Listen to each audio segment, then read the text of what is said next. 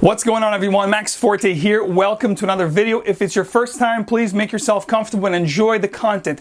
On this channel, we talk about fragrances, how to smell great, how to make a great first impression. And today is no different. Today we're going to talk about exactly that.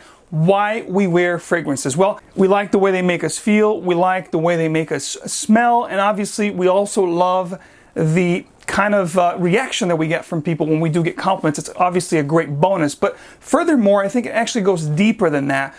I think fragrances, it's like a little time machine capsule. Every time you wear a fragrance that you love, it takes you back to a different place, a different point in time. It helps you remember those very special people in your life. So all in all, I think it's a great experience to wear a fragrance. And today I'm going to share with you a few of those fragrances and why they are so special to me. And it's going to be like a tag video, so stay tuned till the end. I will tag some people to also give you guys their insight about how great it is to wear fragrances. So brace yourselves, it's coming up right now.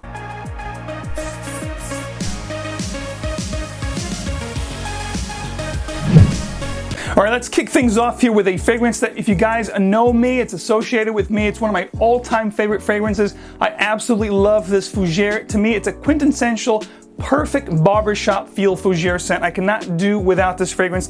This here brings back memories of my childhood. It used to be my father's signature scent, along with Paco Rabanne's Pour Homme.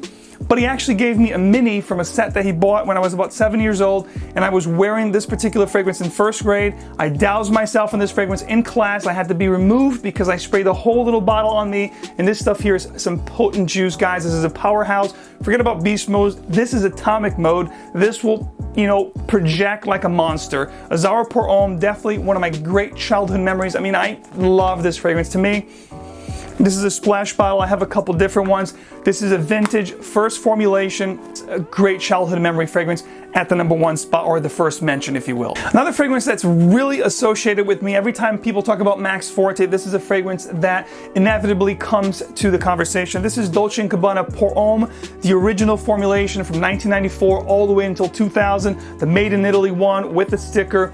This fragrance is just unbelievably good. Also has a little bit of that lavender fougere feel. As you guys will see here, there is kind of a association with these fragrances. There's a pattern here. I do love my fougeres. This one here is no different, but it has a honey vetiver accord to the fragrance. Beautiful blast of mandarins up top. There's some leather tobacco thing going on here in the heart and the dry down. It's just an amazing fragrance. One that when you spray and you walk around, nowadays you don't find fragrances this bold, this brash. It also has a, modern, timeless profile with this fragrance here that's just to die for. And it's one of those fragrances that, when I first found out about this fragrance back in '95, it was my signature scent. I wore this all throughout high school and college. My last year in high school, first 2 years in college, I wore a lot of this fragrance. This was also the fragrance that I was wearing when my children were born, so I have such a great love relationship with this fragrance. Speaking of emotional attachment with the fragrance, here's one that I was wearing on my wedding day. This is Majd Bacali Fusion Sacrée. This to me is one of the best gourmand fragrances I've ever smelled. It is just, you want to drink this thing. You want to spray it straight in your glass or in your mouth and just drink the thing. It's so delicious. Talk about caramel, vanilla, a little bit of a cognac booziness going on.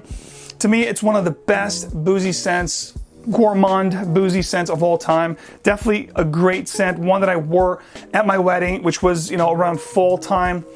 Beautiful scent. One that this is another Had Turner, wooden cap, beautiful bottle, gorgeous. One of the guys that I'm going to tag in this video actually put me onto this fragrance, but you'll have to wait until the end to find out who that is. But Fusion Sacrée was my wedding day scent, one that I truly have a very beautiful emotional connection with it. And it's another one that's always going to be in my collection. And I tend to wear it just with my wife, because it really marked that moment, which was our wedding. Here's another one. This is Calvin from Calvin Klein.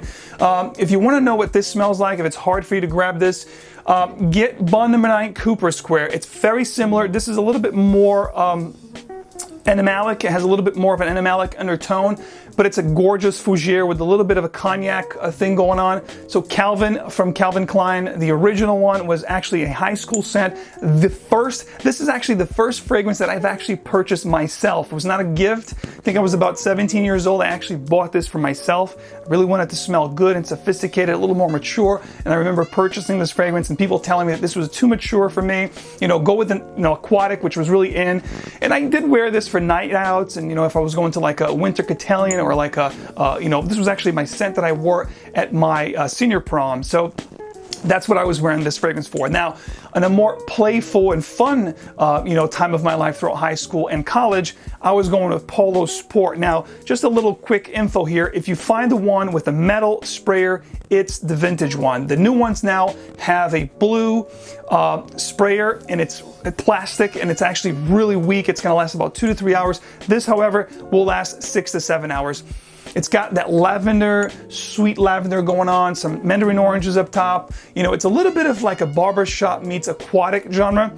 It's a fantastic scent. Both of these scents got me tons of compliments throughout high school and college, and I wanted to share with you guys today. Fast forward to about 2007 when this particular fragrance came out, and to me was one of the most groundbreaking fragrances I've ever put my nose on, because everybody thought about macho fragrances, and I always liked the fougères, the little animalic, green fragrances, and I could never see myself wearing something like this. I gave it a shot. It was really hard to try, but I saw people reviewing this fragrance and really praising this fragrance, and I had to find myself a bottle of this fragrance. And sure enough, I had to get it, shipped to me, and I was so glad I was able to spot this. This is Dior Homme Intense. To me, it's a leather, iris, cocoa butter kind of thing going on. It's chocolatey, it's velvety, it's so enveloping. It's one of the most gorgeous fragrances I've ever tried. And I remember when I first tried this fragrance, it was a little bit too feminine for my taste, but I gave it a chance. I wore this a few times, and sure enough, this won my heart, and I made tremendous amount of memories with this fragrance. From 2007 all the way to this day, it's one that I absolutely love to wear when it's cold out. Dior Homme Intense, a groundbreaking fragrance. I think, quote unquote, metrosexual, or Dior taking a daring stab at the world of perfumery, making a fragrance so groundbreaking and trend-setting like this one, opened the doors to many others to follow. So one that I have tremendous respect for and great emotional attachments with. Now here's another one going forward a little bit to 2009. This fragrance here is called 1 Million from Paco Rabanne. This fragrance here people call juvenile, youthful. Call it what you will. The bottom line is this fragrance works with my skin tremendously, and it's a fragrance that I've worn for many years when I used to go night out, clubbing. It's a beautiful fragrance, a gorgeous rose with a bubblegum kind of feel that people get. I don't get too much of the bubblegum feel. However, it is sweet on my skin. The rose, the blood orange with a little mint up top, but truly dried down with that cinnamon, the amber. I mean, the combination of notes of this fragrance just works perfectly with my body chemistry. And it's one that never ceases to get me compliments. I used to go night out and dancing. Guys would approach me when I would get off the dance floor and go grab a drink. They would come behind me and say, "Hey dude, what are you wearing? It smells so good." It's a fragrance that really got me a ton of compliments and a lot of attention. So it's one that I have a ton of memories associated with, and I actually met my wife with this fragrance, and she loves this fragrance on me. When it gets cold out, or if I'm going to a night out place where there's AC going on, this is a must for me, because again, people associate this scent with me. They know how much I wore this fragrance over the last 9 years, and it does smell fantastic on me. So 1 Million by Paco Rabanne, one of the great memories, scent memories associated with this fragrance. That's why it's here on this list. These other two are my two first niche purchases, and I just love them because of all the memories that I have with them. This is Musc Ravageur from Frederic Malle. This is a very polarizing scent, as well as this one right here from Bond No. 9, New Harlem, which is like a coffee pancake syrup, maple syrup kind of deal. Musc Ravageur is like, cloves, cinnamon, and like a Cinnabon dried down. Both very polarizing, great for the winter time. I remember these were blind buys. I bought them as my first niche purchases, and I think it was like July. It was the heat of summer, and I tried to wear these fragrances. I just, I over-applied. People hated the way I smell. I hated the way I smell. And it took me a few wearings to get used to them. And I finally understood, hey, this stuff is much better for the winter time. And I got good positive attention, as well as I really enjoy these fragrances in the cold weather. So New Harlem, Musc Ravageur, great fragrances that I've been wearing for the past decade that I really love and wanted to share with you guys. The last one here is one that I have tremendous amount of memories with. It's a fragrance that took me, again, a little time to get used to. I remember when I bought 2 bottles. I had to get it from a place in Las Vegas because I couldn't find them here where I live in New York. It was very hard to find. Unfortunately, it's been reformulated a few times, but this version here, the Dark Edges of L'Instant de Guerlain Extrême, or LIDGE, is a fragrance that I was heavily influenced by one of my favorite reviewers at the time, which was Hiro Yorozuka Miguel, who's no longer a reviewer. He, on the video, said that this was one of his best complimented fragrances. It was like a cougar, type of fragrance. It was like a cougar magnet. I was single back then, and I had to purchase this. I got 2 bottles again from Las Vegas. When they arrived, I sprayed them on me. I was like, what the hell is he talking about? This thing smells like old man. It's just not my taste. And actually, the 2 fragrances I bought, the one that was steel sealed, I actually sold. And this one here, I kept around, and I revisited about 2 years later when I was thinking about, hey, a lot of times, you smell a fragrance, you don't love it at first, you might hate it at first, but this is a little advice that I would give you guys. If you don't like something at first, definitely revisit after a while, because I think your nose will mature, and as you get exposure to a lot more things, if you just started in this journey, you will learn to appreciate things differently in different ways as time progresses. And that's exactly what happened with me with LIDGE. I revisited this fragrance about 1.5 years later after I had this fragrance, and I absolutely fell in love with it. To this day, it's one of my favorite designers of all time. Again, too bad it's been reformulated, but if you can spot a bottle like this, which is not that hard, the way I describe LIDGE is, if you appreciate those those milk chocolate oranges that we get around Christmas time, those Terry milk chocolate oranges, I don't know if you get those in your neck of the woods, but it's quite popular where I'm at, and I love it. So it's like a milky, leathery, patchouli orange up top with a cocoa chocolatey vibe, and the patchouli dried down. It's a great scent, masculine, but really gourmand and very woody, spicy kind of a scent that I absolutely adore, and it become one of my favorite. It goes to show that from something that I hated, that I couldn't stand, became one of my favorites, to this day. So give it a shot. Don't be quick to dismiss. If you don't like something right away, put it aside, revisit it. You might fall in love. So there you have it. Those are like my 10 fragrances that I own in my collection that I absolutely love because I have great memories attached to them.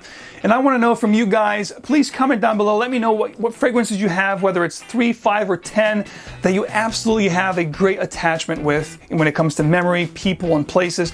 Please drop it below and let me know what you guys love to wear, because it's like a time machine. It just takes you to that moment in time, and it just makes you remember those people that you love. So ladies and gentlemen, before I leave, I'm going to tag a couple of people to get this thing going. The first person I want to tag is a good friend of mine, which was actually one of the first people that I came in contact with when I started making videos back in 2012. We've done some business together, but we met a few times and we actually became good friends. This is Freddie from Freddie Frags. I consider him a great friend, someone that I met within the Fragcom and became friends with outside the Fragcom. He's a great guy. He's a fragrance reviewer like myself.